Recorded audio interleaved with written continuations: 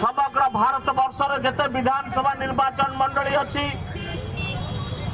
सबुठारे Bharatiya Janata party कार्यकर्ता माने विजय संकल्प शोभा यात्रा बाहर कर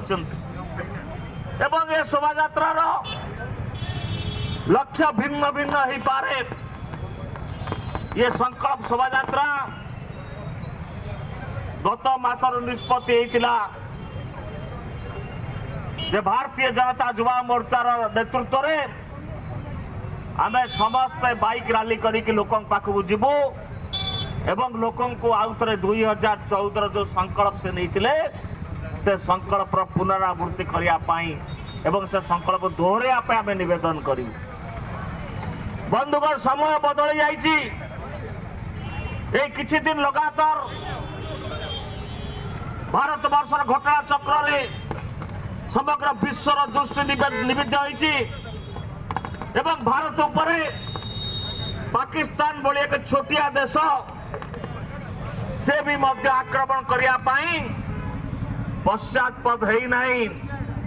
किंतु 1947 मसीह यदि भारत इतिहास को देखिए से जो पुराना भारत थिला एवं आज जो 2014 मसीह आरंभ होइतिबा नुआ भारत परिकल्पना श्री नरेंद्र भाई मोदी नेतृत्व में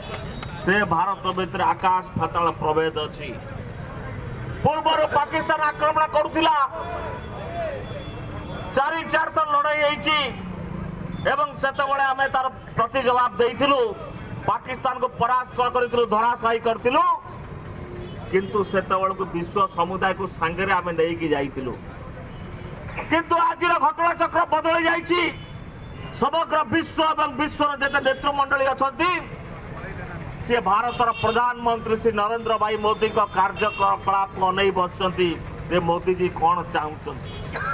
मोदी जी गोटे कथा पाकिस्तान को कहले ये लड़ाई पाकिस्तान जनता विरुद्ध नुहे बा ये लड़ाई पाकिस्तान सरकार विरुद्ध नुहे ये लड़ाई मानव जातिर जो माने विरोधी अच्छा जो माने हमर मानव जातिर विरोध काम करुचंती से जो आतंकवादी से आतंकी स्थान मान को ध्वंस करने आम कार्यानुष्ठान ग्रहण कर जाचे पुलवामा रे 40 सीआरपीएफ जवान 84 सीआरपीएफ जवान शहीद हेले गोटे आतंकवादी विस्फोरण रे एवं सेतबेले प्रधानमंत्री देशवासी के उद्देश्य गोटे कथा कहिथिले ये बड़ भूल करदेल एवं यार प्रति जवाब मिलिबो एवं तुरंत भारतीय सेना को निर्देश दिया गला जे तुम्हारे हाथ खोल दिया गला। गणतांत्रिक राष्ट्र रे सदा सेना बाहिनी राजनैतिक नेतृत्व मंडली बा राजनैतिक निर्देश को अपेक्षा करता है से निर्देश रू तांको बंधन मुक्त कर दिया गला एवं तीन सेना बाहिनी को तले कुआ गला समय सुविधा सुजोग एवं जेते प्रकार तुम हथियार यूज करि परिबो ता पर करता प्रतिशोध दियो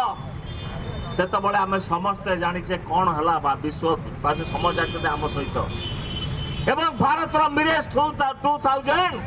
जाइकी आमर बालाकोट जो ताकर आतंकवादी मानकर जो पेंठ से पेंठ रे 300 रु ऊर्ध्व आतंकवादी हत्या करके आसले निश्चित करदेले बालाकोट को एवं सेतबेले से पाकिस्तान प्रधानमंत्री इमरान खान को जनइले एवं सेना बाहिनी के जनइले जे तबे अबोटाबाद रे अमेरिका आसिक लादेन को नहीं जाइथिला कि तो मसूद अजहर बा हाफिज सईद जो माने भारत विरुद्ध अघोषित युद्ध घोषणा करचंती तांको पाकिस्तान जेकोसी जगार तो लुचेई रखिबो ताको भारतीय सेना बाहिनी छाड़ी दरकार पड़िले पाकिस्तान उपर आक्रमण भी मध्य करे भारतीय सेना बाहिनी पछेब नाही। बंधुगण आज समय बदली आज नूतन भारतर जो परिकल्पना है से परिकल्पनार स्वप्न 1925 मसीह नागपुर देखा जाइतिला एवं सही जो भारत वर्षर नूतन भारत भूतर भारत मातार सही दिन सूर्य उइब भारत वर्ष में जेतबेला भारतर माता विश्व विजयी हम से जो आशा आकांक्षा से जो